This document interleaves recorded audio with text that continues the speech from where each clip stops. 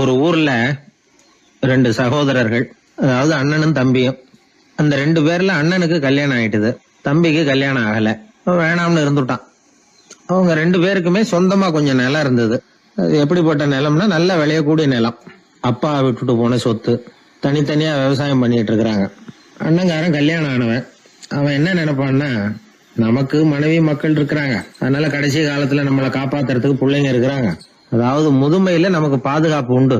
ஆனா என் தம்பிக்கு தான் யாருமே இல்ல. அவன் கல்யாணமே பண்ணிக்கல, தனி ஆள். அவனுக்கு வயசானா அவனை கவனிக்கிறதுக்கு யாருமே இல்லையே. அதனால அவன் தான் அதிகமா பணம் சேர்க்கணும், அதுக்கு நாம தான் எப்படியாவது உதவி பண்ணணும் அப்படின்னு அண்ணங்காரன் நினைப்பான். அதுக்காக என்ன செய்யலாம்னு யோசனை பண்ணுவான். ஒரு நாள் ராத்திரி ஒரு சாக்கு நிறைய நெல்லை போட்டு எடுத்து கட்டிட்டான். கட்டி தூக்கிட்டு போறான்.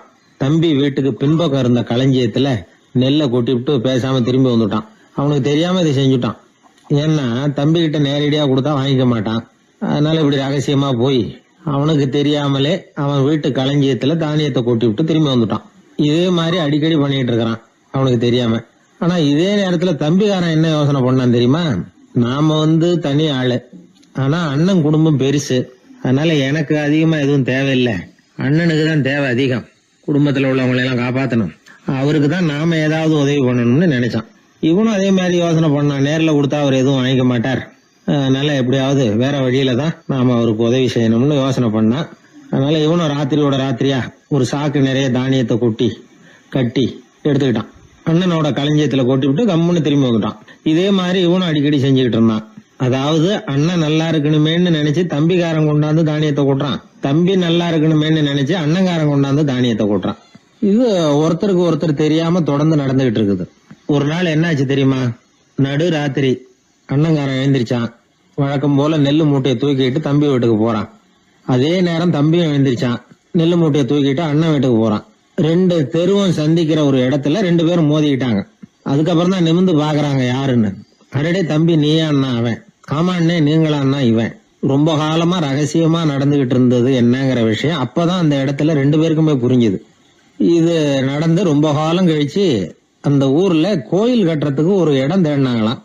ஒரு புனிதமான இடம் தேவை, நம்ம ஊர்ல அப்படிப்பட்ட இடம் எதுன்னு எல்லாரும் யோசனை பண்ணாங்களாம். எல்லாரும் ஒரு மனதா முடிவு பண்ண இடம் எது தெரியுமா? அந்த அண்ணனும் தம்பியும் நடு ராத்திரியில சந்திச்சுக்கிட்ட அந்த இடம் தான். அதுதான் புனிதமான இடம் அப்படின்னு முடிவு பண்ணாங்க. அந்த இடத்துலதான் கோயிலையும் கட்டினாங்களாம். கடவுளை வணங்குகிறவர் வணங்காதவர் அப்படிங்கிற அடிப்படையில சமயத்தை கண்டறிவதில்லை, அன்பு செலுத்துகிறவர் செலுத்தாதவர் அப்படிங்கிற ரெண்டு வகையினரில் தான் சமயம் கண்டறியப்படுகிறது அப்படிங்கிறது பெரியவர்கள் கருத்து. இந்த காலத்துல எல்லாம் சகோதர பாசம் இப்படியா இருக்குது. ஒருத்தன் சொன்னான், எங்க வீட்டுல பங்கு பிரிச்சு போ, எனக்கு எதுவுமே வேணாம், எல்லாத்தையும் எங்க அண்ணன்கிட்டயே கொடுத்துருவோன்னு சொல்லிவிட்டேன் அப்படின்னா ரொம்ப பெருமையா. பரவாயில்லையே, உங்க அப்பா விட்டுட்டு போனது எவ்வளவு இருக்கும்னு. அது என்ன சுமாரா ஒரு 50,000 இருக்கும்னா. என்ன சொத்தான்னு கேட்டேன். இல்லைங்க கடன் அப்படின்னா. அதனாலதான் கடன் இருக்குங்கிறதுனாலதான் அண்ணன்கிட்டயே கொடுத்துருங்க அப்படின்னு தாராளமா சொல்லிவிட்டு வந்திருக்கிறான். இப்படி இருக்குது சகோதர பாசம். ஆனா பாசம்ங்கிறது ரொம்ப உயர்வானது. அது அண்ணன் தம்பிகள் எப்படி இருக்கணும் அப்படிங்கறதுக்கு அந்த அபூர்வ சகோதரர்கள் ஒரு உதாரணம். குடும்பத்துல மற்றவர்கள்ட்ட நேசத்தோடையும் பாசத்தோடையும் பழகினாதான் வாழ்க்கை இனிமையா அமையும். கல்யாணத்துக்கு போயிருந்தியே, எப்படி இருந்ததுன்னு கேட்டார் ஒருத்தர். எப்படி இருந்தது? சாப்பாடு சரியில்லை, சாம்பார்ல உப்பு பத்தல, இப்படி அடுக்கிக்கிட்டே போனார் அடுத்தவர். இது ஒரு மனித சுபாவம். எப்பவுமே எதிர்மறையான செய்திகளை பேசுறதுலதான் மனிதனுக்கு ஆர்வம் அதிகம். எது சரியில்லைங்கிறத சொல்றதுக்கு தான் அவன் ஆசைப்படுறான், எது சரியா இருந்ததுங்கிறத சொல்றதுக்கு அவன் ஆசைப்படுறது இல்ல. இப்ப எல்லாரும் சொல்லுவாங்களே, ஒரு பெரிய வெள்ளைத்தாள்ல நடுவுல ஒரு சின்ன கருப்பு புள்ளிய வைங்க, அத ஒருத்தர்கிட்ட காட்டி இது என்னன்னு கேட்டா கருப்பு புள்ளின்னு தான் சொல்லுவார். ஒரு சின்ன கருப்பு புள்ளியத்தான் அவர் கவனிக்கிறார், அந்த புள்ளியை சுற்றி இருக்கிற விசாலமான வெள்ளை பகுதியை அவர் கவனிக்கிறது இல்ல. இது மனித இயல்பு. ஒரு கண்ணாடி முன்னாடி போய் நிக்கிறோம், முகத்தை பாக்குறோம், கொஞ்சம் யோசனை பண்ணி பாருங்க. முகத்துல நமக்கு பிடிக்காத பகுதியை தான் முதல்ல கவனிப்போம். கன்னத்துல ஒரு பரு இருந்ததுன்னா அதுதான் முதல்ல நம்ம கண்ணுல படும். கருப்பா ஒரு மச்சம் இருந்தா அதைத்தான் நாம முதல்ல கவனிக்கிறோம். ஒரு சின்ன காயம் இருந்ததுன்னா ரொம்ப கவனிச்சு கூர்ந்து பாக்குறோம். அதை சுற்றி இருக்கிற அழகான பகுதிகள் எல்லாம் அதுக்கு அப்புறம் தான். அவ்வளவு தூரத்துக்கு ஏன் காலையில ஒரு செய்தித்தாளை கையில எடுத்து புரட்டுறீங்க, எதிர்மறையான செய்திகளை தான் முதல்ல பாக்குறோம், ஆக்கப்பூர்வமான செய்திகள்லாம் அதுக்கப்புறம் தான். எதிர்மறையான செய்திகள் தான் பத்திரிகைகளின் விற்பனையை உயர்த்துது. இப்ப ஒரு கும்பல்ல கலவரம், பத்திரிகையில செய்தி எப்படி வருது? கலவரத்துல 10 பேர் உயிரிழந்தார்கள் அப்படின்னு தான் வரும். அந்த கலவரத்துல 918 பேர் உயிரோடு திரும்பி போனார்கள் அப்படின்னு போடுறது இல்ல. எத்தனை பேர் இறந்து போனாங்க அப்படிங்கிறது தான் பத்திரிகைக்கு முக்கியம். ஏன்னா மனித மனம் அதை தான் கவனிக்குது. பாதகமான செய்திகளே பத்திரிகைகள்ல அதிகமா வருது, எதிர்மறையான செய்திகளுக்கு தான் அதிக முக்கியத்துவம் கொடுக்கப்படுது. இதனால என்ன ஆகுது தெரியுமா? இந்த உலகத்துல எங்க பார்த்தாலும் கொலையும் கொள்ளையும் விபத்தும் உயிரிழப்பும் தான் நடந்துகிட்டு இருக்கு அப்படிங்கறது மாதிரி ஒரு பிரமை. இந்த உலகத்துல மகிழ்ச்சிகளை எல்லாம் நாம மறந்துடுறோம். வாழ்வின் வெளிச்சங்களை எல்லாம் நாம இழந்துடுறோம். இன்னைக்கு விமான விபத்துல 214 பேர் உயிரிழந்தார்கள் அப்படிங்கிறது எதிர்மறையான செய்தி. இன்று விமானம் மூலமாக 2 லட்சம் பேர் சௌக்கியமாக பயணம் செய்தார்கள் அப்படிங்கிறது நேரடியான செய்தி. ஆனாலும் செத்ததுதான் செய்தியா வரும். சௌக்கியமா போனவங்களை பத்தி வெளியில தெரியாது. வாழ்க்கையின் சாதகமான அம்சங்கள்ல கவனம் செலுத்துறதுக்கு நாம கத்துக்கணும். இந்த உலகத்துல நாம மகிழ்ச்சியா இருக்கிறதுக்கு எவ்வளவோ விஷயங்கள் உண்டு. அதையெல்லாம் கவனிச்சு பாக்குறதுக்கு நாம கத்துக்கணும். ஒரு நாள் பூராவும் நல்லா நடந்துகிட்டு இருப்பீங்க. ஏதோ ஒரு நேரத்துல வாழைப்பழத்தோல்ல காலை வச்சிருப்பீங்க, வழிக்கு விழுந்துட்டீங்க. வழிக்கு விழுந்ததுதான் நமக்கு பெருசா தெரியும். நாலு பூரா நாம நல்லா நடந்துகிட்டு இருந்தோமே அப்படிங்கறது தெரியாது பெருசா. நமது பலம் என்னங்கறதுலதான் அதிக கவனம் தேவை. தோல்வி மனப்பான்மை இது நெகட்டிவ் ஆட்டிடியூட்ஸ். தாழ்வு மனப்பான்மை நெகட்டிவ் செல்ஃப் இமேஜ். எதிர்மறையாவே நினைக்கிறது பேசுறது அப்படிங்கிற குணத்தை மாத்திக்காதவன் எந்த காலத்திலயும் முன்னேற முடியாது. அப்படிப்பட்டவன் வெற்றிகரமான மனிதனும் கிடையாது. ஆகையினால வாழ்க்கையில வெற்றி பெற விரும்புகிறவர்கள் எதிர்மறை மனோபாவத்தை மாற்றிக்கொள்ளுங்கள். நெகட்டிவ் விஷயங்கள்ல இருந்து உங்க கவனத்தை திருப்புங்க. பாசிட்டிவ் விஷயங்கள்ல கவனத்தை செலுத்துங்கள். ஒரே விஷயத்த கூட சில பேர் பாசிட்டிவா எடுத்துக்குவாங்க, சில பேர் நெகட்டிவா எடுத்துக்குவாங்க. ஒரு சத்திரத்துல 2 சாமியார்கள் சந்திச்சுக்கிட்டாங்களாம். தங்களுடைய சொந்த கதைகளை அவங்க பேசிக்கிட்டாங்க. ஒரு சாமியார் சொன்னார், எனக்கு சம்சாரம் இல்ல, அதனாலதான் நான் சாமியார் ஆயிட்டேன் அப்படின்னார். இன்னொருத்தர் சொன்னார், எனக்கு சம்சாரம் இருக்கா, அதனால நான் சாமியார் ஆயிட்டேன் அப்படின்னார். அதனால வாழ்க்கைய அவரவர்கள் பாக்குற பார்வை வேற வேற மாதிரி. எதையும் எதிர்மறையா எடுத்துக்கப்படாது, ஆக்கப்பூர்வமா எடுத்துக்கணும். அப்படிங்கறத புரிஞ்சுக்கிட்டோம்னா நம்ம வாழ்க்கையில வெற்றி நிச்சயம். நான் கணக்குல ரொம்ப வீக்கு சார் அப்படின்னு சொல்லிக்கிறதுல நம்மள பல பேர் வெக்கப்படுறது இல்ல. நம்ம மூளை கணக்கு போட எப்பவும் தயாரா தான் இருக்குது. ஆனா அதை நாம சரியா உபயோகப்படுத்துறது இல்ல, அதுதான் விஷயம். கம்ப்யூட்டர் வந்த பிறகு இன்னமும் சௌகரியமா போச்சு. கணக்கு போடுற வேலையெல்லாம் அதுகிட்ட ஒப்படைச்சிட்டோம். கம்ப்யூட்டரை விட வேகமா மனுஷனால கணக்கு போட முடியுமா அப்படின்னா முடியுமா. ஆனா முடியும்னு நிரூபிச்சு காட்டினவங்க இந்த உலகத்துல ஒரு 10-20 பேர் தான். ஒரு பென்சிலோ காகிதமோ இல்லாம 17 இலக்க எண்களை கூட கூட்டி கழிச்சு பெருக்கி வகுக்கிறாங்க. நீங்க பிறந்ததுல இருந்து இந்த வினாடி வரைக்கும் எவ்வளவு காலம் ஆயிருக்குது அப்படின்னு கேட்டா அதை நொடிகள்ல சொல்றாங்க. ஒரு புஸ்தகத்தை கொடுத்து படிக்க சொல்லி அதுல மொத்தம் எத்தனை எழுத்து இருக்குது அப்படின்னு கேட்டா கரெக்டா சொல்லி போடுறாங்க. இப்படிப்பட்ட திறமைசாலிகள் இந்த உலகத்துல இருக்கத்தான் செய்யறாங்க. அது சரி, அவங்களால மட்டும் அது எப்படி முடியுது? இதுக்கு சரியான விளக்கத்தை இதுவரைக்கும் யாரும் சொல்லல. இந்த கணக்கு புலிகள், கணித மேதைகள் எப்படி அவ்வளவு பெரிய கணக்கெல்லாம் போடுறாங்கன்னு கேட்டா அதுக்கு யாராலையும் சரியான விளக்கம் கொடுக்க முடியல. ஆனா அவங்க எல்லாம் கொஞ்சம் கூட அலட்டிக்காம கணக்கு போட்டு சொல்லி விடுறாங்க. இவ்வளவுக்கும் அவங்க கணக்கு கல்வியை முறையா கத்துக்கிட்டவங்களா அப்படின்னு கேட்டா அதுவும் கிடையாது. சோவியத் ஆய்வாளர் ஒருத்தர் முதல் தடவையா இது சம்பந்தமா ஆச்சரியமான ஒரு முடிவை சொல்லி இருக்கிறார். அவர் என்ன சொல்றாருன்னா, கம்ப்யூட்டர்களையே தோக்கடிக்கக்கூடிய வேகத்துல கணக்கு போடுகிற திறமையுள்ள மூளை இயற்கையிலேயே சில பேருக்கு மட்டும்தான் இருக்குங்கிறது சரியில்லை. இந்த உலகத்துல பிறந்த எல்லாருடைய மூளைக்குள்ளேயும் ஒரு கம்ப்யூட்டர் மூளை இருக்குது அப்படிங்கிறார் அவர். நம்ம கிட்ட இருக்கிற சாதாரண மூளைக்கு அபாரமான திறமை இருக்குதான். இப்போ உதாரணத்துக்கு ஒரு மாமரத்துல உச்சி கிளையில ஒரு நல்ல மாங்காயை பாக்குறோம். ஒரு கல்லை எடுத்து குறி பார்த்து வீசுறோம். ஒரு தடவை இல்லைன்னா கூட இன்னொரு தடவை கரெக்டா பார்த்து அடிச்சு விடுறோம். மாங்காய் கைக்கு வந்துடுது. இது சாதாரணமா எல்லாரும் செய்யக்கூடிய ஒரு காரியம்.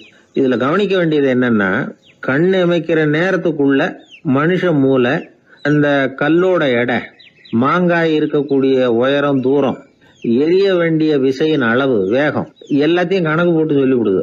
அதுக்கப்புறம் தான் கல்லை வீசுறோம். நம்ம அறியாமலேயே நமக்குள்ள நடக்கிற ஒரு அதிசயம் இது. மனுஷன் படைச்ச கம்ப்யூட்டரால இவ்வளவு சிக்கல் நிறைந்த விஷயத்த இவ்வளவு சீக்கிரத்துல கணக்கு போட முடியாதான். அதனாலதான் மனித மூளைக்குள்ள ஒரு கம்ப்யூட்டர் மூளை, அதாவது கணக்கு போடுகிற மூளை இருக்குது, அது இயங்குது அப்படிங்கறத அதுல இருந்து புரிஞ்சுக்க முடியும்னு சொல்றாங்க. இத உயிர் கம்ப்யூட்டர் அப்படின்னு சொல்லலாமா, பயோ கம்ப்யூட்டர். இயற்கை என்ன பண்ணி இருக்குதுன்னா, இந்த உயிர் கம்ப்யூட்டர் விசைய அணைச்சு விட்டு உணர்வு மூளையின் செயல்பாட்டை திறந்து விட்டுருக்கு. அதனால உணர்வு மூளையை உபயோகிக்கிற மனுஷன் தன்னுடைய இயற்கை திறமையை மறந்துட்டு தானே வளர்த்துக்கிட்ட திறமையின் மூலமா சிந்திக்க ஆரம்பிச்சான். இந்த இயற்கையின் உயிர் கம்ப்யூட்டர் விஷயம் அணைக்கப்படாம சில பேருக்கு இருந்துருது. அவங்க தான் கணித மேதைகள். அவங்களுக்கெல்லாம் உயிர் கம்ப்யூட்டருக்கும் உணர்வு மூளைக்கும் தொடர்பு ஏற்பட்டிருக்கு. இப்ப இந்த தொடர்பை எல்லாருக்கும் ஏற்படுத்துறதுக்கு ஒரு வழியை கண்டுபிடிச்சிட்டோம்னு வைங்க, அதுக்கப்புறம் நாம எல்லாருமே கணித மேதைகள் தான், கணக்கு புலிகள் தான். அது வரைக்கும் நாம இப்படியே இருந்துட வேண்டியதுதான். நம்மால் ஒருத்தன் மாங்காய் அடிச்ச கதை தெரியுமா உங்களுக்கு? ஒரு மரத்து உச்சியில ஒரு மாங்காயை பார்த்தான். உடனே அவனுடைய மூளை கல்லோட எடை, மாங்காய் இருக்கிற உயரம், எரிய வேண்டிய வேகம் எல்லாத்தையும் ஒரு நொடியில கணக்கு போட்டு சொல்லிவிட்டுது. அடிச்சான், மாங்காய் விழுந்துட்டுது. இருந்தாலும் அவன் தன்னுடைய மூளையை நொந்துக்கிட்டான். மோசமான மூளைன்னா ஏண்டான்னு கேட்டோம். என்னுடைய மூளை எல்லாத்தையும் சரியா கணக்கு போட்டு சொல்லிவிட்டுது, இருந்தாலும் ஒரு விஷயத்த என்கிட்ட சொல்லாம விட்டுட்டுது அப்படின்னா. என்னத்தேன்னு கேட்டோம். அந்த தோட்டத்துக்கு சொந்தக்காரன் என் பின்னாடி 10 அடி தூரத்துலதான் நின்றுட்டு இருக்கிறாங்கிறத எனக்கு கணக்கு போட்டு அது சொல்லாம விட்டுட்டுது அப்படின்னா. முதுவை தடவிக்கிட்டேன். ஒருத்தர் முகத்தை உம்முன்னு வச்சுக்கிட்டு வந்துகிட்டு இருந்தார். ஏன்னு கேட்டாங்க. யாரு என்ன பார்த்தாலும் உடனே முகத்தை திருப்பிக்கிட்டு போடுறாங்க சார் அப்படின்னார். உங்ககிட்ட பிரியமா பேசுற நண்பர்களே கிடையாதா அப்படின்னு கேட்டாங்க. அப்படி யாரும் இல்லையே அப்படின்னாராம். அதிகமா நமக்கு நண்பர்கள் கிடைக்கணும்னா அதுக்குன்னு சில உத்திகள் இருக்கு. அமெரிக்க எழுத்தாளர் ஒருத்தர் சொல்லியிருக்கிறார் அப்படின்னு சொன்னாங்களாம், விவரம் தெரிஞ்சவங்க. அப்படின்னு அதை எனக்கும் கொஞ்சம் சொல்லி கொடுங்களேன் அப்படின்னு கேட்டிருக்காரு இவர். உடனே அதை பத்தி அவர்கிட்ட சொல்ல ஆரம்பிச்சாங்களாம். அது என்னன்னா, முதல் குறிப்பு என்னன்னா, எதிரில் உள்ளவங்க நிறைய பேசுறதுக்கு வாய்ப்பு கொடுக்கணுமா. நம்ம பத்தியே பேசிட்டு இருக்க கூடாதான். அவர் பேசுற விஷயம் எதுவா இருந்தாலும் ஆமா நல்லது அப்படின்னு சொல்லி ஏத்துக்கணுமா. இது ஒரு குறிப்பு. 2வது குறிப்பு என்னன்னா, கூடுமான வரைக்கும் யாருகிட்டையும் அனாவசியமா வாதம் பண்ணிட்டு இருக்க கூடாது. 3வது குறிப்பு என்னன்னா, எந்த பிரச்சனையையும் அடுத்தவங்க கண்ணோட்டத்திலேயே பார்க்கணும், நம்ம கண்ணோட்டத்திலேயே பார்த்துட்டு இருக்க கூடாது. எப்பவுமே அடுத்தவங்க மனோபாவத்தை நாம புரிஞ்சு வச்சிருந்தோம்னா நம்மள யாராலையும் ஜெயிக்க முடியாது. 4வது குறிப்பு என்னன்னா, ஒருத்தர்கிட்ட பேச ஆரம்பிக்கிறப்பவே இயல்பா அன்பா ஆரம்பிக்கணும்.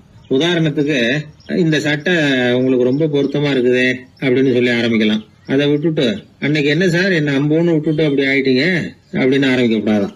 இதெல்லாம் விவரம் தெரிஞ்சவங்க சொல்லி கொடுத்திருக்கிற குறிப்புகள். 5வது விஷயம் என்னன்னா, நம்ம தவறுகளை தயக்கம் இல்லாம ஒத்துக்கணும், அதுக்காக கூச்சப்படக்கூடாது. 6வது குறிப்பு, அடுத்தவங்க கருத்துக்கு மதிப்பு கொடுக்கணும். நீங்க சொல்றது தப்பு சார் அப்படின்னு முகத்துல அடிச்சா அப்படி பேசக்கூடாது. 7வது விஷயம் என்னன்னா, சில பேர் எப்ப பார்த்தாலும் சவால் விட்டுக்கிட்டே இருப்பாங்க. அனாவசியமான சவால் சில பேரால தவிர்க்க முடியாது, அப்படி விடக்கூடாதான். 8வது கருத்து, நம்ம கருத்து என்னவோ அதை எதிராளியின் வாயிலிருந்து வரவழைக்கணும். அப்படி வரவழைக்கிறதுக்கு முயற்சி பண்ணணும். இது ஒரு முக்கியமான கருத்து. அப்புறம் 9வது குறிப்பு என்னன்னா, நம்ம யோசனைய புதிய முறையில சொல்லி பார்க்கலாம். அடுத்தவங்க சொல்ற யோசனையை ஏத்துக்கணும். அந்த யோசனை மகா மோசமா இருந்தா கூட அதை ஏத்துக்கிற மாதிரி நடிக்கலாமா, அது கூட தப்பு இல்லைங்கிறாங்க. 10வது குறிப்பு ரொம்ப முக்கியமானது. அதாவது அனாவசியமா பொய் சொல்லக்கூடாது. அப்படி எப்பவாவது பொய் சொல்ல வேண்டிய அவசியம் வந்துட்டுதுன்னு வைங்க, பெரிய பொய்யா சொல்லி பண்ணுமா, அதை நம்பும்படியா சொல்லணுமா. சில சமயம் தேவைப்பட்டா பொய்ய உண்மையா கூட மாத்திக்கலாமா. அது எப்படி பொய்ய உண்மையா மாத்திக்கிறது அப்படின்னா, இப்ப எனக்கு கார் ஓட்ட தெரியும்னு நண்பர்கள் கிட்ட பொய் சொல்லியாச்சு. நண்பர்கள் நிஜமாவே ஒரு காரை கொடுத்து ஓட்டுன்னு சொல்றதுக்கு முன்னாடி ஏதாவது ஒரு டிரைவிங் ஸ்கூல்ல சேர்ந்து கார் ஓட்டுறதுக்கே கத்துக்கிறது. இது ஒரு உதாரணம். இது மாதிரி பொய்ய உண்மையாக்கக்கூடிய சில உத்திகள் உண்டு. அதனால சில பிரச்சனைகளை தீர்த்தர முடியுமா. அப்புறம் 11வது குறிப்பு என்னன்னா, உயர்ந்த நோக்கங்களை மட்டும் வெளியில பேசணும். உள் மனசு எவ்வளவு ஒட்டடை படிஞ்சு கிடந்தாலும் பரவாயில்ல, அதை பத்தி பேச வேண்டியதில்லை. 12வது குறிப்பு சொல்றாங்க, சிறந்த நல்ல நண்பர்களை தேடிதான் பெற வேண்டியிருக்கும், அவ்வளவு சுலபமா கிடைச்சிட மாட்டாங்க அப்படின்னு சொல்றாங்க. இவ்வளவு குறிப்புகளும் அமெரிக்க நிபுணர் ஒருத்தர் சொல்லி வச்சிருக்கிறார். இப்படி எல்லாம் நடந்துகிட்டா நமக்கு நல்ல நண்பர்கள் கிடைப்பாங்களாம். முயற்சி பண்ணி பார்க்கணும். இந்த காலத்துல எல்லாம் எத்தனையோ விதமான நண்பர்கள் உண்டு. ஒருத்தர் ரொம்ப கவலையோட நின்னுகிட்டு இருந்தார். கண்ணு கலங்கி இருந்தது. ஏன் இப்படி கவலையோட நின்னுகிட்டு இருக்கிறீங்க அப்படின்னு கேட்டோம். என்னுடைய நண்பன் ஒருத்தன் ஒரு நாள் கோபத்துல என்னை பார்த்து சொல்லிவிட்டான், உன்னோட 1 வருஷத்துக்கு பேச மாட்டேன் போ அப்படின்னு சபதம் போட்டுட்டான் அப்படின்னார். அதுக்காகவா இப்படி கவலைப்பட்டுக்கிட்டு கண் கலங்கி நிக்கிறீங்க அப்படின்னு கேட்டோம். இதுக்கு அவரு சொன்னார், நான் அதுக்காக கவலைப்படல சார், அந்த 1 வருஷ கெடு என்னையோட முடியுது, அதை நினைச்சுதான் கவலைப்படுறேன், கண்ணீர் விடுறேன் அப்படின்னாராம் சோகமா. ஒருத்தர் ரொம்ப கவலையோட வந்தார். ஏன் இப்படி ஒரு மாதிரியா வர்றீங்க அப்படின்னு கேட்டேன். அவர் என்ன நிமிர்ந்து பார்த்தார். என்னை பார்த்து ஒருத்தன் பைத்தியம்னு சொல்லிவிட்டான் சார், அவன் அப்படி சொன்னதுக்கு அப்புறம் தான் நான் இப்படி ஆயிட்டேன்னாரு. அதுக்காக நீங்க பெருமைப்படுங்க, வருத்தப்படாதீங்கன்னு. அவருக்கு ஒன்னும் புரியல. அவரு என்ன ஒரு மாதிரியா பார்க்க ஆரம்பிச்சுட்டார். நான் உடனே ஓஷோ சொல்லி இருக்கிற சில கருத்துக்களை அவர்கிட்ட எடுத்து சொன்னேன். இத பாருங்க, இந்த உலகத்துல பல பெரிய மேதாவிகள்லாம் சாதாரண மக்கள் கண்ணுக்கு பைத்தியமா தான் தெரிஞ்சிருக்கிறாங்க அப்படின்னு விவரத்தை சொன்னேன். ஏன்னா மத்தவங்க மாதிரி அவங்க கவலைப்படுறது இல்ல, எதுக்கும் இறுக்கம் அடையறது இல்ல, சாவை கண்டு பயப்படுறது இல்ல, அற்பமான மகிழ்ச்சிக்கு ஆசைப்படுறது இல்ல. அவங்க முழுமையா வாழறாங்க. மத்தவங்கள இது பாதிக்குது. ஏன்னா இவங்களால அவங்க மாதிரி அலட்டிக்காம இருக்க முடியறது இல்ல. அதனால இருக்க ஆரம்பிச்சு விடுறாங்க. அவன் கிடக்குறான் பைத்தியக்காரன் அப்படின்னு சொல்லி அவங்களுக்குள்ளேயே ஆறுதல் அடையறதுக்கு முயற்சி பண்றாங்க. இதுதான் இன்னைக்கு உலகத்துல நாம பாத்துக்கிட்டு இருக்கிறது. ஆனா ஒரு உண்மை என்ன தெரியுமா? இந்த உலகத்துல பைத்தியக்காரர்களும் புத்தி சுவாதீனம் இல்லாதவங்களும் தான் மகிழ்ச்சியாவும் கொண்டாட்டமாவும் இருக்க முடியும். அதனால நமக்கெல்லாம் புத்தி சுவாதீனத்துடன் கூடிய ஒரு பைத்தியக்காரத்தன்மை இருக்கிறது நல்லதுதான். அப்படி இருந்தாதான் வாழ்க்கையை கொண்டாட முடியும். ஒரு மனநல மருத்துவமனையில ஒருத்தர் சிகிச்சைக்காக சேர்ந்திருந்தார். சேர்ந்து 1 வருஷம் ஆச்சு. தான் குணமாயிட்டோங்கிறது அவருக்கு தெரிஞ்சு போச்சு. டாக்டர் கிட்ட விவரத்தை சொன்னார். இது மாதிரி எனக்கு மனசுல தோணுதுங்க, நான் தெளிஞ்சுட்டேன் போல இருக்கு அப்படின்னு அவர் சொல்லியிருக்கிறார். அவரும் சொன்னார், நீங்க சொல்றது சரியாதான் இருக்கும், இருந்தாலும் உங்களை இங்கேயே வச்சிருந்து சில சோதனைகள்லாம் பண்ணி பார்த்துட்டு அதுக்கப்புறம் வீட்டுக்கு அனுப்புறோம் அப்படின்னார். சரிங்கன்னார் அவரு. அதே மாதிரி அவரை மேற்கொண்டு கொஞ்ச நாள் தங்க வச்சு சோதனைகள்லாம் பண்ணி பார்த்துட்டு இவர் சொல்றது உண்மைதான்னு தெரிஞ்சது. இவர் புத்தி சுவாதீனம் சரியா இருந்தது, இவர் நல்ல நிலைமைக்கு வந்துட்டாருங்கிறது டாக்டருக்கு புரிஞ்சது. அதுக்கப்புறம் சரி, நீங்க சொன்னது சரி, இனிமே நீங்க வீட்டுக்கு போகலாம் அப்படின்னு சொல்லி அனுப்பி வச்சார். இவர் வீட்டுக்கு வந்துட்டார். அதுக்கப்புறம் இவர் தன்னுடைய அனுபவங்களை சொன்னாராம். எப்படி இருந்தது மருத்துவமனை வாழ்க்கை அப்படின்னு கேட்டிருக்கிறாங்க நண்பர்கள்லாம். அப்போ இவர் சொன்னாராம், இத பாருங்க, நான் 1 வருஷம் பைத்தியங்களோட பைத்தியமா வாழ்ந்தேன். அதுல கொஞ்சம் கூட எனக்கு சிரமம் தெரியல. அந்த 1 வருஷமும் 1 வினாடியா போனது மாதிரி இருக்குது.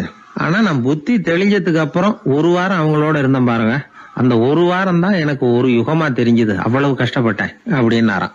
அதனால ஒரு கூட்டத்திலிருந்து வேறுபட்டு வாழறதுங்கிறது கொஞ்சம் சிரமம் தான். பைத்தியங்களுக்கு மத்தியில பைத்தியமா இருந்துடலாம், பைத்தியங்களுக்கு மத்தியில புத்தி சுவாதீனம் உள்ளவனா இருக்கிறதுக்கு ரொம்ப சாமர்த்தியம் தேவைப்படுது. அதனாலதான் இந்த உலகத்துல நாம வாழும் பொழுது மற்றவர்களை அனுசரிச்சு வாழணும். பைத்தியங்களுக்கு மத்தியில பைத்தியமா இருந்தாதான் சுகம் அப்படிங்கிறது தான் இவங்க சொல்ல வர்ற உண்மை.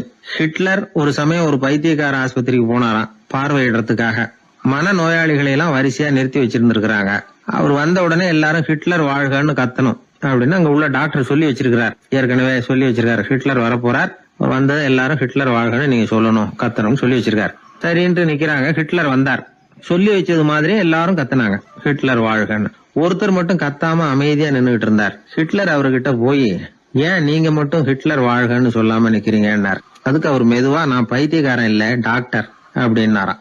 அதனால பைத்தியங்களோடு பைத்தியமா வாழறதுங்கிறது ஒரு சுகம்.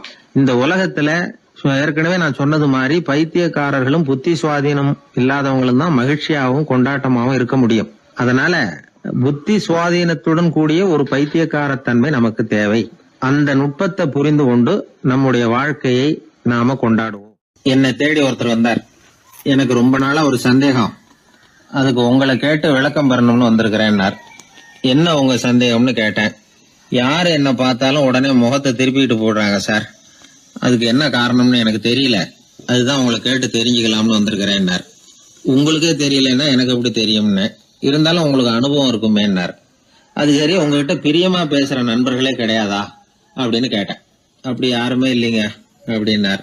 அப்படின்னா உங்ககிட்ட தான் ஏதோ குறை இருக்கு, உங்க பழக்க வழக்கத்தை கொஞ்சம் மாத்திக்கிட்டா எல்லாம் சரியா போடும் அப்படின்னா. என்ன செய்ய சொல்றீங்கன்னார். உங்களுக்கு நிறைய நண்பர்கள் தேவைன்னு, கிடைக்க மாட்டேங்கிறாங்களேன்னார். அதுக்கு சில வழிகள் இருக்குன்னு. அப்படியானார். அதிகமா நமக்கு நண்பர்கள் கிடைக்கணும்னா அதுக்குன்னு சில உத்திகள் இருக்கிறதாக அமெரிக்க எழுத்தாளர் ஒருத்தர் சொல்லியிருக்கிறார். சரி, அப்படி அவர் என்னதான் சொல்லியிருக்கிறார் அப்படின்னா வரிசையா சொல்றேன் கேட்டுங்க அப்படின்னு சொல்லி அவர்கிட்ட சொல்ல ஆரம்பிச்சேன். அதாவது முதல்ல நாம தெரிஞ்சுக்க வேண்டியது என்னன்னா, எப்ப பார்த்தாலும் நம்மளை பத்தியே பேசிட்டு இருக்க கூடாது. நமக்கு எதிரில் உட்கார்ந்து இருக்கிறவங்க நிறைய பேசுறதுக்கு வாய்ப்பு கொடுக்கணும். அவர் பேசுற விஷயம் எதுவா இருந்தாலும் எப்படி இருந்தாலும் ஆமா நல்லது அப்படின்னு சொல்லி ஏத்துக்கணும். இது முதல் கருத்து. 2வது என்ன சொல்றாங்கன்னா, கூடுமான வரைக்கும் யாருகிட்டையும் அனாவசியமா வாதம் பண்ணிட்டு இருக்க கூடாது. 3வது கருத்து என்னன்னா, எந்த பிரச்சனையையும் அடுத்தவங்க கண்ணோட்டத்திலேயே பார்க்கணும், நம்ம பார்வையிலேயே பார்த்துக்கிட்டு இருக்க கூடாது. எப்பொழுதுமே அடுத்தவங்களுடைய மனோபாவத்தை நாம புரிஞ்சு வச்சுக்கிட்டோம்னா நம்மளை யாராலும் ஜெயிக்க முடியாது. 4வது கருத்து என்ன சொல்றாங்கன்னா, ஒருத்தர்கிட்ட பேச ஆரம்பிக்கும் பொழுது இயல்பா அன்பா ஆரம்பிக்கணும். இப்போ உதாரணத்துக்கு ஒண்ணு சொல்லணும்னா, உங்களுக்கு இந்த சட்டை ரொம்ப பொருத்தமா இருக்குதே அப்படின்னு ஆரம்பிக்கலாம். அதை விட்டுட்டு அன்னைக்கு என்ன சார் என்ன அம்போன்னு விட்டுட்டு போயிட்டீங்க அப்படின்னு ஆரம்பிக்க கூடாது. 5வது விஷயம், நம்முடைய தவறுகளை தயக்கம் இல்லாம ஒத்துக்கணும்.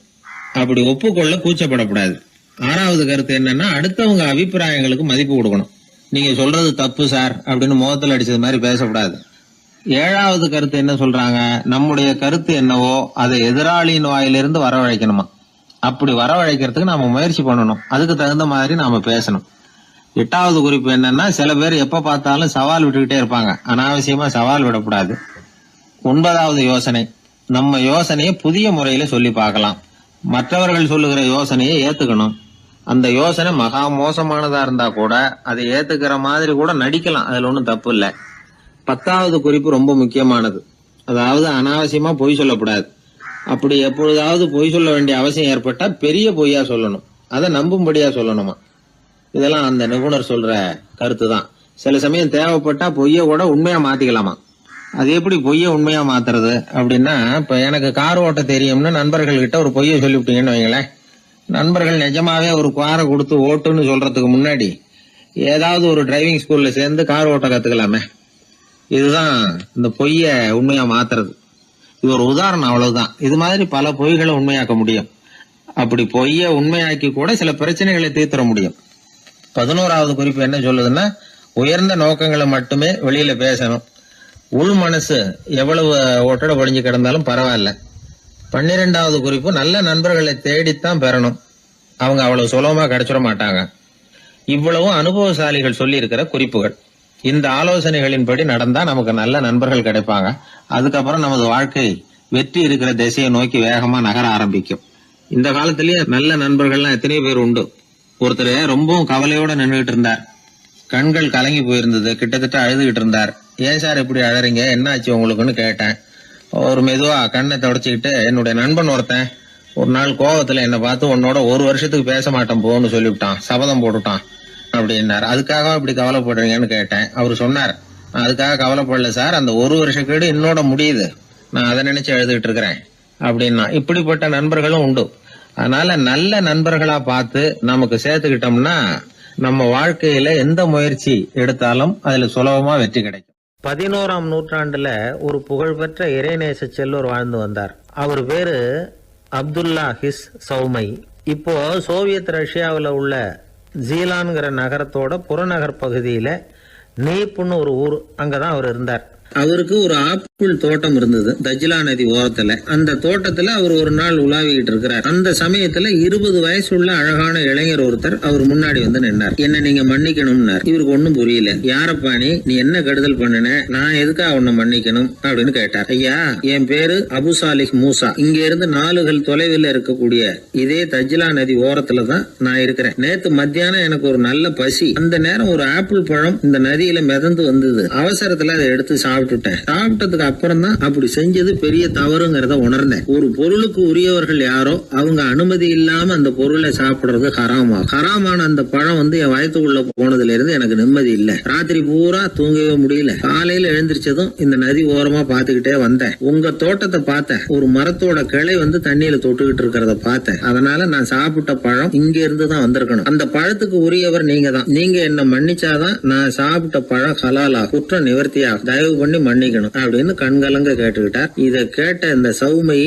ஆச்சரியத்தோட அந்த இளைஞரை கூர்ந்து கவனிச்சார். இந்த அளவுக்கு நேர்மையான ஒரு நல்ல மனுஷனை விட்டுறக்கூடாது அப்படின்னு மனசுக்குள்ள முடிவு பண்ணிட்டார். நிமிர்ந்து அந்த இளைஞரை பார்த்தார். இதுக்கு நீ வந்து தண்டனையை ஏத்துக்கத்தான் வேணும்னார். எதுவா இருந்தாலும் ஏத்துக்கிறதுக்கு தயார்னார் அவர். இதுக்கு தண்டனையா 12 வருஷ காலம் நீ இங்க பணிவிடைகள் செய்யணும்னார். பணிவிடை செய்யறது என்னுடைய பாக்கியமா நினைக்கிறேன் அப்படின்னு சொல்லிவிட்டு மகிழ்ச்சியோட அந்த தண்டனையை ஏத்துக்கிட்டார். 12 வருஷம் முடிஞ்சது. அந்த 12 வருஷ காலத்துல அந்த இளைஞரோட வயசும் தகுதியும் வளர்ந்தது. கடைசியில அந்த பெரியவர் அந்த இளைஞரை கூப்பிட்டார். இத பாருப்பா, இன்னையோட உன் பணிவிடை காலம் 12 வருஷம் முடிஞ்சது. ஆனா தண்டனை இதோட முடிஞ்சுட்டதா நினைக்காத. அது இன்னமும் முடியல. கடைசியா இன்னும் ஒரு தண்டனை பாக்கி இருக்கு. அதை நீ ஏத்துக்கணும்னார். எதுவா இருந்தாலும் ஏத்துக்கிறதுக்கு சித்தமா இருக்கிறேன் இவர். எனக்கு ஒரு மகள் இருக்கிறா. அவளுக்கு 2 கண்ணும் தெரியாது, 2 காதும் கேட்காது, 2 காலும் செயல்படாது. அவளை நீ கல்யாணம் பண்ணிக்கணும் அப்படின்னார் பெரியவர். இதை கொஞ்சமும் ஒரு எதிர்பார்க்கல.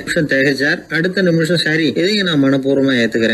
இறைநேசர் செல்வர் சௌமை அவர்கள் அவர்களுடைய புதல்வி பாத்திமாவுக்கும் இளைஞர் அபு சாலிஹ் மூசாவுக்கும் அடுத்த சில தினங்கள்ல முறைப்படி திருமணம் நடந்தது. திருமணத்துக்கு அப்புறம் மணமகளை பார்த்த அந்த இளைஞர் திகைச்சு போயிட்டார். ஏன்னா அந்த பெரியவர் சொன்னதுக்கு நேர்மாறா இருந்தார். பாத்திமா உடல் குணம் எதுவும் கிடையாது, ரொம்ப அழகா இருந்தாங்க. மறுநாள் சௌமையை அபு சாலிஹை கூப்பிட்டு இதுக்கு விளக்கம் சொன்னாராம். என் மகளுக்கு கண்ணு தெரியாதுன்னு சொன்னதுதான் சொல்லியிருந்த நேத்து முன்னாடி சொன்னேன். அது எந்த விதமான தீய காட்சிகளும் அவ கண்ணுக்கு தெரியாதுன்னு தான் அர்த்தம். காது கேட்காதுன்னு சொன்ன தீய விஷயங்களை அவ கேட்க மாட்டான்னு அர்த்தம். கால்கள் செயல்படாதுன்னு சொன்ன வீட்டை விட்டு தீமையான இடங்களுக்கு அவ போக மாட்டான்னு அர்த்தம் அப்படின்னா. 12 வருஷத்துக்கு முன்னாடி உன்னை முதல் முறையா பார்த்தப்பவே உண்மை என்னுடைய சீடரா மானசீகமா ஏத்துக்கிட்டேன் அப்படிங்கிற விவரத்தையும் சொன்னாராம். இந்த இளைஞர் அபு சாலிஹ் பிற்காலத்துல ஒரு பெரிய ஆன்மீக மேதையா உயர்ந்தார். அந்த தம்பதிகளுக்கு 60வது வயசுல ஒரே ஒரு குழந்தை பிறந்தது. அந்த ஃபாதர் ஜிலானி முஹைத்தீன் ஆண்டகை, அதாவது அந்த குழந்தை தான் ஆன்மீக பேரரசர் முஹைத்தீன் ஆண்டகை.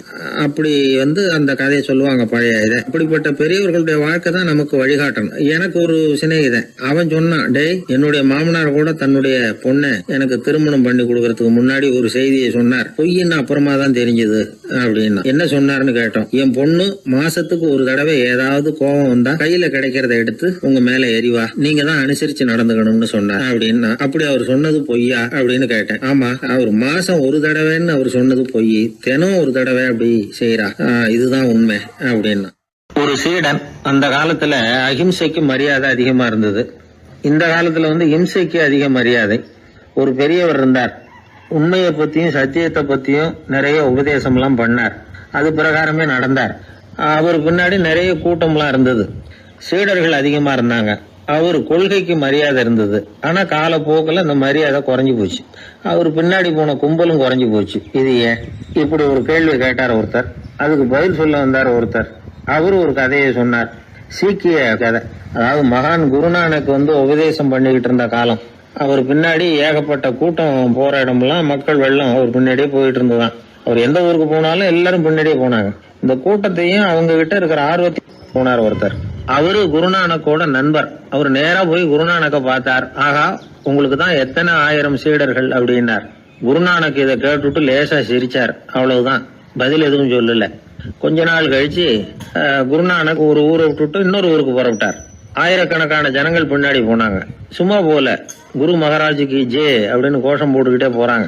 ஒரு சாலை ஓரமா போய்கிட்டே இருக்கிறாங்க. திடீர்னு ஒரு இடத்துல ஆகாசத்துல இருந்து செப்பு காசுகள் மழை மாதிரி கொட்டிச்சு. கோஷம் போட்டுக்கிட்டு வந்தவங்க எல்லாம் பாதி பேர் உடனே கதைஞ்சு ஓடினாங்க. அவங்களுக்கு கிடைச்ச செப்பு காசையெல்லாம் பொறுக்கிட்டு மடியில கட்டிக்கிட்டு சொல்லிக்காம கொள்ளாம நழுவி போயிட்டாங்க. அவர் இதையெல்லாம் கவனிக்காம தொடர்ந்து போயிட்டே இருக்கிறார். அடுத்த ஊருக்கு போனார். அங்க மறுபடியும் ஒரு பணமழை. போன தடவை செப்பு காசு கொட்டுச்சு, இந்த தடவை இங்க வெள்ளி காசா கொட்டுது. இப்பவும் இருந்த கூட்டத்துல பாதி பேர் கும்பல் அப்படியே கலைஞ்சு ஓடி போய் முடிஞ்ச அளவுக்கு அதை பொறுக்கிட்டு அப்படியே ஓடிட்டாங்க. குருநானக் தொடர்ந்து போறார். இன்னொரு ஊர்ல மறுபடியும் பணமழை. இந்த தடவை வெறும் தங்க காசா விழுது. இதை பார்த்ததும் மீதி இருந்த கும்பலும் கலைஞ்சு ஓடி போய் தங்க காசை அள்ளிட்டு அம்பேல் ஆயிட்டுது. குருநானக் திரும்பி பார்த்தார். கடைசியா எஞ்சி இருந்தது ஒரே ஒரு சீடர் தான். செப்பு காசு, வெள்ளி காசு, தங்க காசு எதையும் பொருட்படுத்தாம இவர் பின்னாடியே வந்துகிட்டு இருக்கிறார். நீதான்ப்பா என்னுடைய உண்மையான சீடன் அப்படின்னு சொல்லி அவரை வாழ்த்தி அவர்கிட்ட தன்னுடைய பணிகளை ஒப்படைச்சாராம் குருநானக். அவ்வளவுதான் அந்த கதை. அதை கேட்டதும் உண்மைக்கு ஏன் மரியாதை குறைஞ்சு போச்சுங்கிறது புரியுது. நல்லவங்க பின்னாடி போற கூட்டம் குறையறதுக்கு இதுதான் காரணம். காசு தான் முக்கியம்னு நினைக்கிறவங்க அதிகமாயிட்டாங்க இந்த காலத்துல. காசு முக்கியம்தான், இல்லைன்னு சொல்லல. ஆனா காசு நமக்கு அடிமையா இருக்கணும். வேலைக்கார மாதிரி இருந்து வேண்டியதை வாங்கி கொடுக்கணும். நாம காசுக்கு அடிமையாயிடக்கூடாது. அப்படி ஆகும் பொழுதுதான் விவகாரம் ஆரம்பம். இந்த காலத்து குரு ஒருத்தர், அவருக்கு பின்னாடி ஏகப்பட்ட சீடர்கள் இருந்தாங்க. ஒரு காலத்துல ஒவ்வொரு கட்டத்துல ஒவ்வொருத்தரா நழுவி போயிட்டாங்க. இப்ப மிஞ்சி இருக்கிறது ஒரே ஒரு சீடன் தான். ரொம்ப பவ்யமா கையை கட்டிட்டு அவர் முன்னாடி உட்காந்துருக்கிறான். கடைசியில நீ மட்டுமாவது இருக்கியப்பா, அது போதும், நீ தான் எனக்கு உண்மையான சீடன் அப்படின்னாராம் குரு. அதுக்கு அந்த சீடன் சொல்லியிருக்கான், அப்படி இல்லைங்க சுவாமி, நீங்க இப்போ உட்காந்துக்கிட்டு இருக்கிற பீடத்துக்கு அடியில பெட்டியில பணம் வச்சிருக்கிறீங்க, அது எனக்கு தெரியும். அதனால நீங்க எப்போ எழுந்திரிச்சு அந்த பக்கம் போவீங்கன்னு பாத்துக்கிட்டு இருக்கிறேன் அப்படின்னா விழுந்தது. உடனே அவங்களுக்கு ஒரு ஆசை, கபீரை சந்திச்சு பேசணும் அப்படின்னு அவங்க ஆசைப்பட்டாங்க. அவங்க அப்படி ஆசைப்பட்டதுக்கு ஒரு காரணம் உண்டு. ஏன் அப்படி ஆசைப்பட்டாங்கன்னா, 2 ஞானிகளை சந்திக்க வச்சா பல அரிய தத்துவங்களை கேட்கறதுக்கு ஒரு வாய்ப்பு கிடைக்கும். அதனால அவங்க 2 பேரையும் எப்படியாவது சந்திக்க வச்சிடணும் அப்படின்னு அவங்க ஆசைப்பட்டாங்க. அந்த சீடர்கள் தங்களுடைய விருப்பத்தை அவர்கிட்டயே சொன்னாங்க. இது மாதிரி அவர் கபீர் இந்த ஊர்ல இருக்கிறதா தெரியுது, சந்திச்சா தேவையில்லைன்னு. சரி, கபீரை சந்திக்கலாம் ஆனா அவரோட பேசுறத பத்தி நான் எதையும் சொல்றதுக்கு இல்ல அப்படின்னு விட்டார் பரீத். ஏன் கபீரோட நீங்க எதுவும் பேச மாட்டீங்களா அப்படின்னு கேட்டாங்க சீடர்கள். அவரோட பேசுறதுக்கு எதுவும் இல்ல. ஏன்னா எனக்கு என்ன தெரியுங்கிறது அவருக்கு தெரியும், அவருக்கு என்ன தெரியுங்கிறது எனக்கு தெரியும். அப்படி இருக்கிறப்ப நாங்க 2 பேரும் பேசிக்கிறதுக்கு என்ன விஷயம் இருக்க போகுது அப்படின்னாரு அவர். இங்க நிலைமை இப்படி. கபீர் இருக்கிற இடத்துல என்ன நடந்தது தெரியுமா? இது மாதிரி பரீத் காசிக்கு வந்திருக்கிறார் அப்படிங்கிற விஷயம் கபீரின் சீடர்களுக்கு தெரிஞ்சது. உடனே அவங்களும் நீங்க ஷேக் பரீத்தை சந்திச்சு பேசணும்னு அவர்கிட்ட கேட்க ஆரம்பிச்சாங்க. அதுக்கு கபீர் சொன்னாராம், நாங்க 2 பேரும் சந்திச்சுக்கிட்டா ஒருத்தர் கட்டி தழுவிக்குவோம், ஆனந்த கண்ணீர் வடிப்போம், வார்த்தைகளால பரிமாறிக்கிறதுக்கு எங்ககிட்ட எதுவும் இல்ல அப்படின்னாராம். இருந்தாலும் 2 பக்கத்துல இருந்த சீடர்களும் அப்படி நினைக்கல. எப்படியும் இவங்க சந்திச்சுக்கிட்டா கொஞ்சமாவது பேசாம இருக்க முடியாது, ஏதாவது பேசிக்குவாங்க அப்படின்னு நினைச்சாங்க. அதனால தொடர்ந்து வற்புறுத்தினாங்க. கபீர் பரீத்தை தன்னுடைய ஆசிரமத்துக்கு அழைச்சார். அந்த ஊரின் எல்லைக்கே போய் அவரை அழைச்சிட்டு வந்தார். 2 பேரும் சந்திச்சாங்க. ஒருத்தர் கட்டி பிடிச்சுக்கிட்டாங்க. ஒருத்தர் கைய ஒருத்தர் பிடிச்சபடியே ரொம்ப நேரம் நின்றுட்டு இருந்தாங்க. ஆனந்த கண்ணீர் வழிஞ்சுது. கபீர் ஆசிரமத்துல 2 பேரும் மௌனமா உட்கார்ந்துருக்காங்க. ஏதாவது பேசுவாங்கன்னு சொல்லி எதிர்பார்த்துக்கிட்டே 2 பக்கமும் சீடர்கள் காத்துக்கிட்டு இருக்கிறாங்க. பேசுங்கன்னு சொல்லியும் பார்த்தாங்க. அதை கேட்டதும் லேசா சிரிச்சாங்களே தவிர எதுவுமே பேசிக்கலையா. ஒரு நாள் பூரா இப்படியே போயிட்டுது. அதுக்கப்புறம் பரீத் கபீர் கிட்ட விடைபெற்றுக்கிட்டு புறப்பட்டார். ஏன் நீங்க பேசல அப்படின்னு சொல்லி கபீரின் சீடர்கள் கேட்டாங்களாம். அதுக்கு கபீர் சொன்னார், நாங்க 2 பேரும் உணர்ந்ததை சொல்றதுக்கு வார்த்தைகள் கிடையாது. எல்லாமும் உணர்ந்த பரீத்து கிட்ட பேசுறதுக்கு என்கிட்ட எதுவும் இல்ல, அதனால பேசல அப்படின்னார். இதே மாதிரி பரீத்தின் சீடர்களும் அவர்கிட்ட கேட்டிருக்கிறாங்க, ஏன் நீங்க பேசலன்னு. எங்க 2 பேர்ல யாராவது ஒருத்தர் பேச ஆரம்பிச்சிருந்தாலும் அதை போல முட்டாள்தனம் வேற எதுவும் இருக்க முடியாதுன்னாரு அவரு. ஞானிகள் 2 பேரும் பேசி இருந்தா என்ன ஒரு தெளிவு கிடைக்குமோ அதை விட அதிகமான தெளிவு கிடைச்சுதான் சீடர்களுக்கு. உண்மையின் வடிவமான பரம்பொருள் பேசப்பட வேண்டிய ஒன்றல்ல, அது உணரப்பட வேண்டிய ஒன்று அப்படிங்கறத அவங்க புரிஞ்சுக்கிட்டாங்களாம். ஒரு கணவனும் மனைவியும் ரொம்ப நாள் ஒருத்தர் பிரிஞ்சிருந்தாங்க.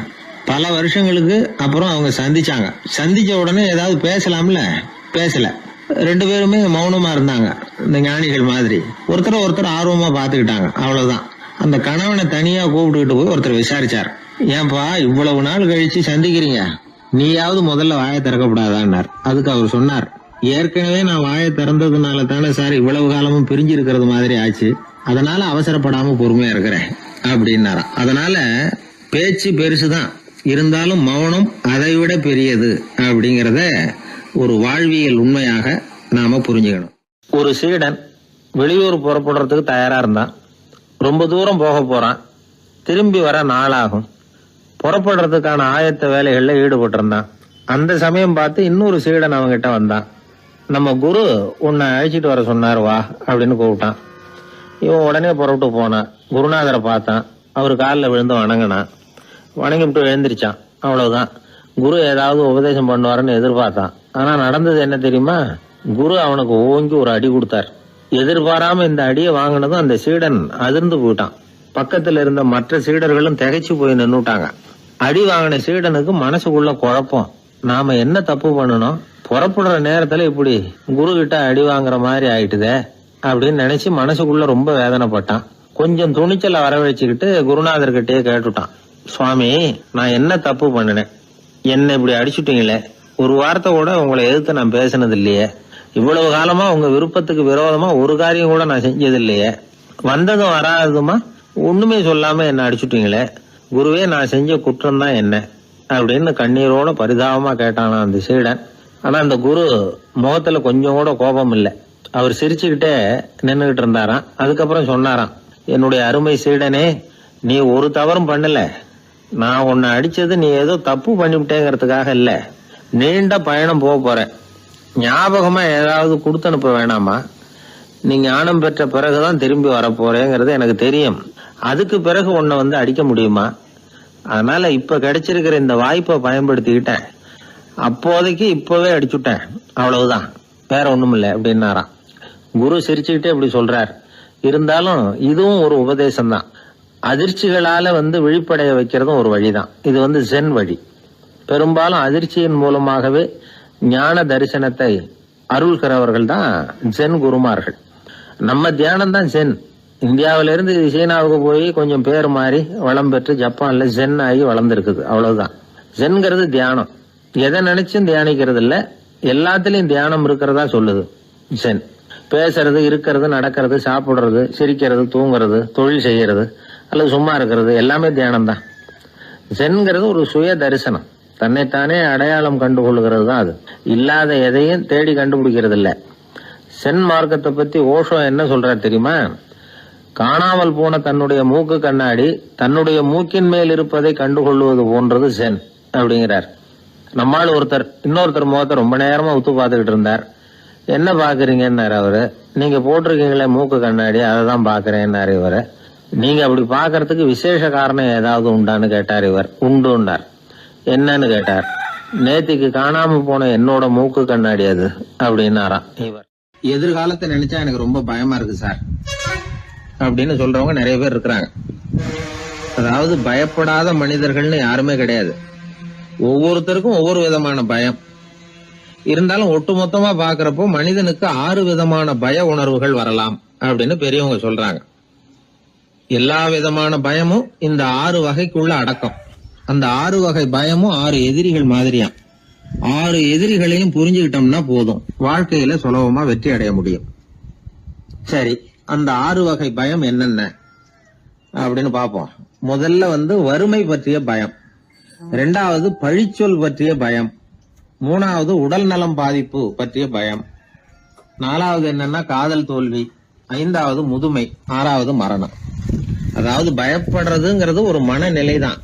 இந்த மனநிலையை கட்டுப்படுத்த முடியும், திசை திருப்ப முடியும். சரி, இந்த பயங்களின் அறிகுறிகள் எப்படி இருக்கும்? வறுமை பற்றிய பயம் அப்படின்னு முதல்ல சொன்னோம் இல்லையா? அந்த பயத்தின் அறிகுறிகளை தெரிஞ்சுக்குவோம். எதுலேயும் அக்கறை இல்லாம இருக்கிறது, ஒரு குறிக்கோள் இல்லாம இருக்கிறது, வறுமையை சகிச்சுக்கிறது, வாழ்க்கையில கிடைக்கிறது எதுவா இருந்தாலும் ஆட்சேபனை இல்லாமல் ஏத்துக்கிறது, மனசாலும் உடம்பாலும் சோர்ந்து போயிருக்கிறது, ஆர்வம், முனைப்பு, கற்பனை திறன் எதுவுமே இல்லாம இருக்கிறது. இதெல்லாம் தான் அந்த வறுமை பற்றிய பயத்தின் அறிகுறிகள். அடுத்தது ஒண்ணு பார்த்தோமே, பழிச்சொல் பற்றிய பயம். அதாவது அடுத்தவங்க நம்மளை குறை சொல்லி விடுவாங்களோ அப்படிங்கிற பயம். இதுக்கு அறிகுறி என்ன தெரியுமா? புதியவர்களை சந்திக்கிறதுக்கு பயப்படுறது, முடிவு எடுக்க முடியாம குழம்புறது, பிரச்சனைகளை தவிர்க்க விரும்புறது, தாழ்வு மனப்பான்மை, வரவுக்கு மீறி செலவு செஞ்சு இமேஜ உயர்த்திக்கிறது, குறிக்கோள் இல்லாத வாழ்க்கை. இதெல்லாம் தான் அதுக்கு அறிகுறிகள். 3வது பயம் உடல் நலம் பாதிப்பு பற்றிய பயம், அதாவது நோய் பற்றிய பயம். ஒரு உண்மை என்ன தெரியுமா? டாக்டரை சந்திக்கிற மனிதர்கள்ல 75% பேர் தங்களுக்கு நோய் வந்துட்டுதுங்கிற கற்பனையில இருக்கிறவங்களாம். நிஜமாவே நோய் கிடையாது அவங்களுக்கு. இந்த பயத்தின் அறிகுறிகள் என்னன்னா, வியாதிக்கான அறிகுறிகள் தன்னிடம் இருக்கிறதாக நினைச்சுக்கிறது, எந்த நேரமும் வியாதியை பத்தியே பேசி பேசி மனசை அங்கேயே வச்சிருக்கிறது, நோய் சம்பந்தமான செய்திகளை படிச்சு நமக்கு இப்படி ஆயிடுமோ அப்படின்னு வேதனைப்படுறது. இதெல்லாம் தான் அதுக்கு அறிகுறிகள். 4வது பயம் காதல் தோல்வி. இது ரொம்ப வேதனை, உடம்பையும் மனசையும் சீரழிச்சு விடும். ஆண்களை விட பெண்கள் தான் இந்த பய உணர்வுல அதிகமா பாதிக்கப்படுறாங்க. 5வது முதுமை பற்றிய பயம். 6வது மரண பயம், வயசான காலத்துல எப்படி சமாளிக்கிறது அப்படிங்கிற பயம். ஆக இதையெல்லாம் நாம புரிஞ்சுக்க வேண்டியது ரொம்ப அவசியம். இந்த 6 வகை பயங்களை சரியா புரிஞ்சுக்கிட்டு நாம நடந்துக்கணும். வாழ்க்கையின் முன்னேற்றத்துக்கு இந்த பயங்கள் முட்டுக்கட்டே ஆயிடக்கூடாது.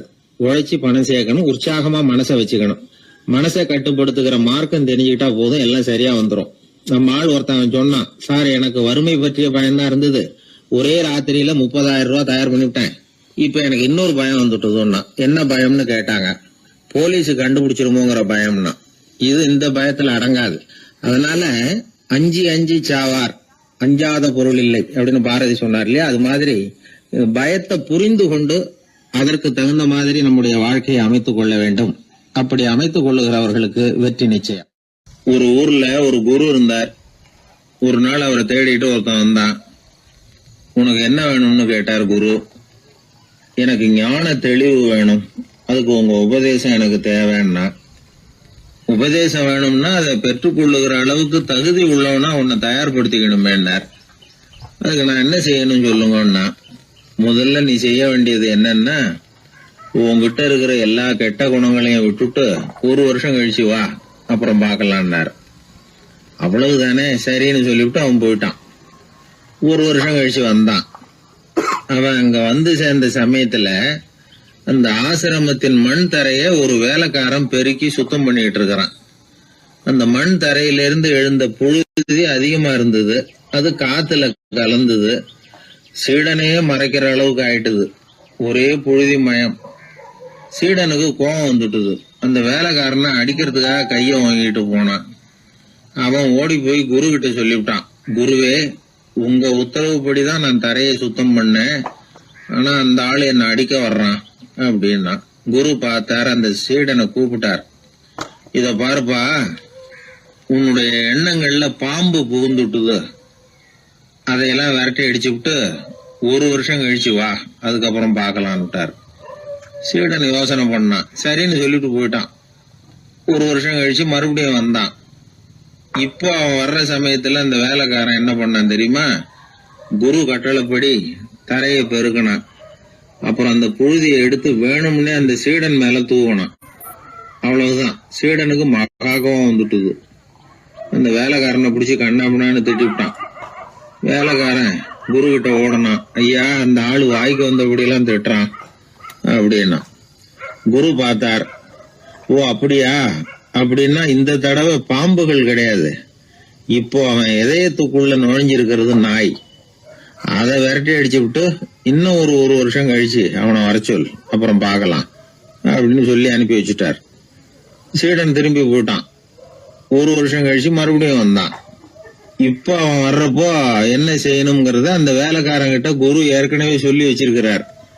அது பிரகாரமே அவன் பண்ணனான். அவன் என்ன செஞ்சான் தெரியுமா? கூட்டி பெருக்கின புழுதியை எல்லாம் ஒரு வாளி தண்ணியில போட்டு நல்லா கலக்கி அந்த சீடன் தலையில ஊத்தினான். இவ்வளவு செஞ்சும் இந்த தடவை அவனுக்கு கோபமே வரல. அதுக்கு பதிலா அவனை பார்த்து நன்றின்னா. எதுக்கு நன்றி தெரியுமா?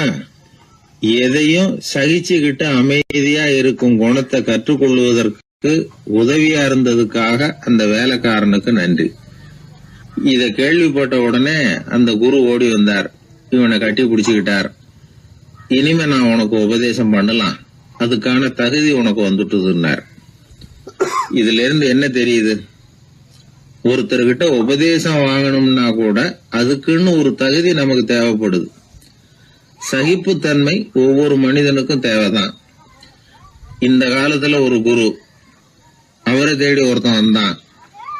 குரு அவனை நிமிர்ந்து பார்த்துட்டு சொன்னார், நீ முதல்ல சகிப்புத்தன்மையை வளர்த்துக்கிட்டு அதுக்கப்புறம் என்கிட்ட வாழ்னார். இவன் அவரை நிமிர்ந்து பார்த்துட்டு சொன்னான், குருவே, நான் உங்ககிட்ட வந்திருக்கிறதே சகிப்புத்தன்மையை வளர்த்துக்கிறதுக்காகத்தானே அப்படின்னு. ஒரு ஊர்ல ஒரு பெரியவர் இருந்தார். அவரு ஒரு கோடீஸ்வரர். நிறைய நல்ல காரியங்கள்லாம் செஞ்சுக்கிட்டு இருந்தார். அவரை தேடி நிறைய பேர் வருவாங்க. இவரும் தன்னால முடிஞ்ச உதவியை அவங்களுக்கு செய்வார். ஒரு சமயம் 3 பிச்சைக்காரர்கள் இவரை தேடி வந்தாங்க. ஏதாவது பொருள் உதவி பெறலாம்னு நினைச்சு 3 பேரும் ஒரே நேரத்துல வரல, தனித்தனியா வந்தாங்க. முதல் பிச்சைக்காரன் காலையில வந்தான். இவர் முன்னாடி வந்து நின்னான். ஐயா, எனக்கு 5 ரூபா வேணும், தயவு பண்ணி கொடுங்க அப்படின்னு கேட்டான். இவன் இப்படி கேட்டதான் அவருக்கு கோவம் வந்துட்டுது. என்ன இது, நான் ஏதோ உங்ககிட்ட கடன் பட்டிருக்கிறது மாதிரியும் அதை திருப்பி கொடுன்னு கேக்குறது மாதிரியும் இருக்குது. இவ்வளவு அதிகாரத்தோட பிச்சை கேட்கிறேன், எவ்வளவு துணிச்சல் உனக்கு? உனக்கு 5 ரூபாயெல்லாம் தர முடியாது, இந்த 2 ரூபா எடுத்துட்டு ஓடு அப்படின்னு சொல்லி ஒரு 2 ரூபாயை தூக்கி எறிஞ்சார். அவன் அதை எடுத்துக்கிட்டு அங்கிருந்து போயிட்டான். அடுத்தபடியா மத்தியானமே ஒரு பிச்சைக்காரன் வந்தான். இவன் எப்படி கேட்டான் தெரியுமா? ஐயா, 10 நாளா ஒருவேளை உணவு கூட சாப்பிடல, தயவு பண்ணி எனக்கு உதவி பண்ணுங்கன்னா. உனக்கு எவ்வளவு வேணும்னு கேட்டார். நீங்களா பார்த்து எவ்வளவு கொடுத்தாலும் அது எனக்கு போதும்னா. இந்தா 10 ரூபா, இதை வச்சுக்கோ, ஏதாவது வாங்கி சாப்பிடுனார். அவன் அந்த 10 ரூபாய வாங்கிட்டு போயிட்டான். அதுக்கப்புறமா சாயந்தரமா 3வது பிச்சைக்காரன் வந்தான். இவன் கேட்ட விதம் எப்படி தெரியுமா? மகாராஜா, உங்களுடைய உயர்ந்த குணத்தை பத்தி நான் நிறைய கேள்விப்பட்டிருக்கிறேன், அதனால உங்களை பார்த்து தரிசனம் பண்ணிவிட்டு போகலாம்னு வந்தேன். அற வழியில வாழ்ந்து கொண்டிருக்கிற நீங்கள் தான் கண்கண்ட தெய்வம் அப்படின்னா. உடனே அந்த பெரியவர் என்ன சொன்னார் தெரியுமா? ஐயா, தயவு பண்ணி உட்காருங்க, நீங்க ரொம்ப களைச்சு போய் வந்திருக்கிறீங்க, முதல்ல சாப்பிடுங்க, மத்ததெல்லாம் அப்புறம் பார்க்கலாம்னு சொல்லி அவனை உட்கார வச்சு சாப்பாடு போட்டார். அவன் சாப்பிட்டு முடிச்சான். அதுக்கப்புறம் இவர் கேட்டார், இப்ப சொல்லுங்க, நான் என்ன பண்ணணும் உங்களுக்குன்னார். அந்த பிச்சைக்காரன் இந்த அன்புக்கு நிகழ்ந்து, ஐயா, பசியோட வந்தேன், அறுசுவை விருந்தே படைச்சுட்டீங்க, அது போதும், எனக்கு வேற எதுவும் தேவையில்லை, நீங்க என் பேர்ல காட்டுற அன்பை நான் எப்பவும் மறக்க மாட்டேன், உங்களுக்கு எல்லாம் நல்லபடியா நடக்கும், உங்களுக்கு ஒரு குறையும் வராதுன்னா. இவனுடைய பரிவான இந்த வார்த்தைகள் அவர் மனசை தொட்டுது. அவன் பேர்ல இருந்த அன்பு பல மடங்கு அதிகமாச்சு. அதோட விளைவு என்ன தெரியுமா? இத பாருப்பா, இனிமே நீ வெளியில எங்கேயும் போக வேணாம், இங்கேயே இருந்துருன்னார். தன்னுடைய பங்களாவுக்கு பக்கத்திலேயே அந்த ஆளுக்கு ஒரு வீடும் கட்டி கொடுத்தார். கடைசி வரைக்கும் அந்த ஆளை தனக்கு பக்கத்திலேயே வச்சுக்கிட்டார். இந்த கதைய சுவாமி சிவானந்தர் சொல்லியிருக்கிறார். இறைவன் அந்த கோடீஸ்வரன் மாதிரியாம். அந்த 3 வகையான பிச்சைக்காரர்களும் 3 வகையான பக்தர்களாம். இன்றைக்கு உள்ள பக்தர்கள்லாம் இந்த 3 வகையில ஒரு வகையை சேர்ந்தவங்களா தான் இருப்பாங்க. முதல் வகை தான் அதிகமா இருக்கும். 3வது வகை ரொம்ப அபூர்வம். நம்ம ஊர் பக்கம் ஒரு பெரியவர் இருந்தார். அவர் செலவு பண்ண பயப்படுவார். ஒரு பைசா ஒருத்தருக்கு கொடுக்கறதுனால ரொம்ப யோசனை பண்ணுவார். இவரை தேடிட்டு ஒரு நாள் சில பிச்சைக்காரங்கள்லாம் வந்தாங்க. ஐயா, நாங்கெல்லாம் சேர்ந்து ஒரு பிச்சைக்காரர்கள் சங்கம்னு ஆரம்பிக்கிறோம். அதுக்கு நீங்க ஒரு 1000 ரூபாய் நிதி உதவி பண்ணுனா தேவையில்லைன்னாங்க. அதெல்லாம் ஒன்னும் கொடுக்க முடியாது, அவ்வளவு பணம்லாம் என்கிட்ட கிடையாதுன்னு விட்டார் அவர். சரி, ஒரு 100 ரூபாயாவது கொடுங்களேன் அப்படின்னு கேட்டிருக்கிறாங்க. அதுவும் முடியாதுன்னார். இவங்க இன்னமும் இறங்கி வந்தாங்க. சரி, ஒரு 10 ரூபாயாவது கொடுங்க அப்படின்னு கேட்டு பார்த்தாங்க. அதெல்லாம் கிடையாதுன்னு ஒரே முடிவா சொல்றாரு அவர். கடைசியா ஒரு 10 காசாவது கொடுங்க சார், வாங்கிட்டு போறோம் அப்படின்னு கேட்டார் ஒருத்தர் இந்த கும்பல்ல இருந்து. அது கூட என்கிட்ட கிடையாதுன்னு ரொம்ப துல்லியமா சொல்லிவிட்டார் அந்த பெரிய மனிதர். அதாவது எதுவுமே கொடுக்க முடியாது, நீங்க போயிட்டு வாங்க விட்டார். அப்ப இந்த கும்பல்ல இருந்து ஒருத்தர் சொன்னார், சரி நீங்க எதுவுமே தர முடியாதுங்கிறீங்க, அப்படின்னா ஒண்ணு செய்யுங்களேன்னாங்க. என்ன செய்யணும்னார்.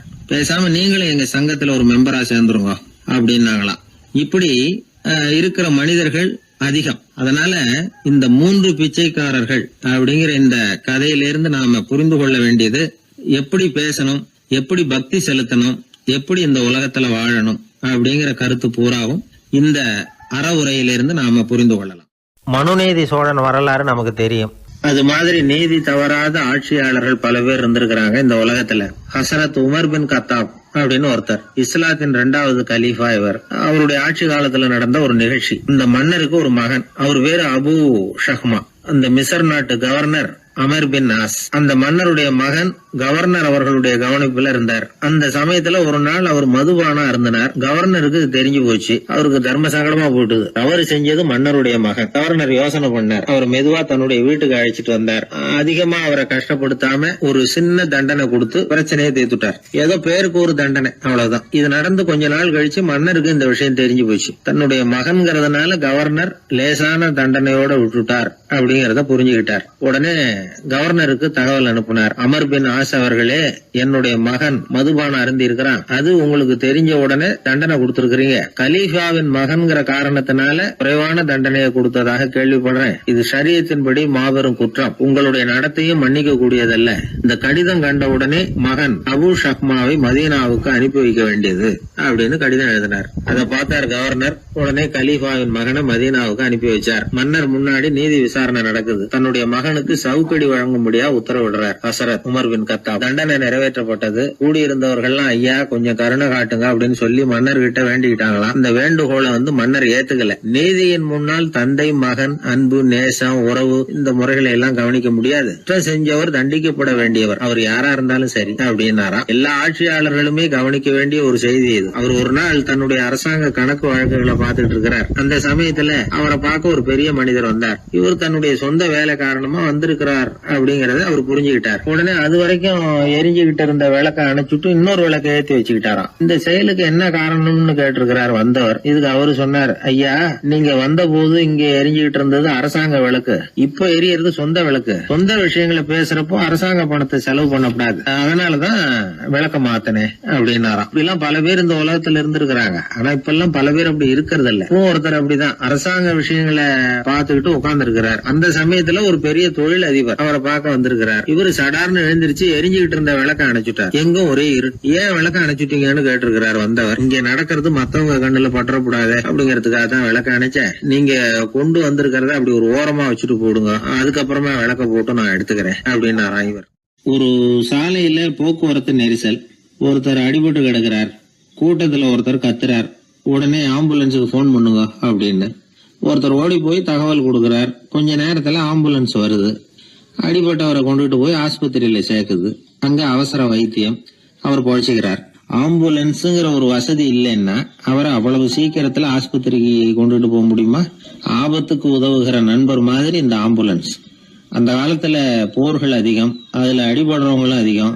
அடிபட்டு கிடக்கிற போர் வீரர்களை அவசரமா மருத்துவர்கிட்ட கொண்டுட்டு போகணும். எப்படி கொண்டுட்டு போறது? ஒரு கனமான துணிய தூளி மாதிரி கட்டுவாங்க. குழந்தைகளை தூங்க வைக்கிறதுக்காக துணியில தொட்டில் கட்டுறோம்ல, அது மாதிரி அந்த தூளியில அடிபட்டவங்களை படுக்க வைப்பாங்க. அப்படியே தூக்கிட்டு போவாங்க. அதுக்கப்புறம் தான் மருத்துவ சிகிச்சை. இதுதான் ஆரம்ப காலத்துல நடந்துகிட்டு இருந்தது. இதுல என்ன ஒரு சிரமம்னா அவசரமா கொண்டுட்டு போய் சேர்க்க முடியாது. அதனால பாதி வழியிலேயே அவங்க போய் சேர்ந்துருவாங்க பல பேர்.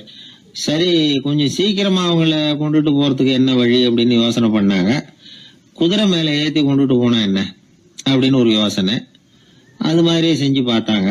அது இன்னமும் ஆபத்தா போட்டுது. குதிரை ஓடுற வேகத்துக்கும் அது போடுற குலுக்கலுக்கும் அடிபட்டு கிடக்கிறவனால ஈடு கொடுக்க முடியுமா? அலுங்காம குலுங்காம கொண்டுட்டு போக வேண்டிய விஷயம் இல்லை இது. சரி, குதிரை முதுகுல அவனை கொண்டுட்டு போக வேணாம், குதிரை வண்டியில கொண்டுட்டு போனா என்ன? 4 சக்கரம் உள்ள ஒரு குதிரை வண்டியை தயார் பண்ண வேண்டியது. அதை ஆம்புலன்ஸா உபயோகப்படுத்த ஆரம்பிச்சாங்க. 1487 இது பழக்கத்துக்கு வந்துதான். இது கொஞ்சம் சௌரியமா தெரிஞ்சுது. அதனால 1792 வரைக்கும் இந்த முறைதான் நீடிச்சுதான். ஒரு பிரெஞ்சு மருத்துவர், அவரு பேர் பேரன் டொமினிக். அவர் என்ன பண்ணாருன்னா குதிரை வண்டியில படுக்கை வசதியை ஏற்படுத்தினார். முதல் உதவி செய்யறதுக்கு தேவையானதையெல்லாம் அதுல வச்சார்.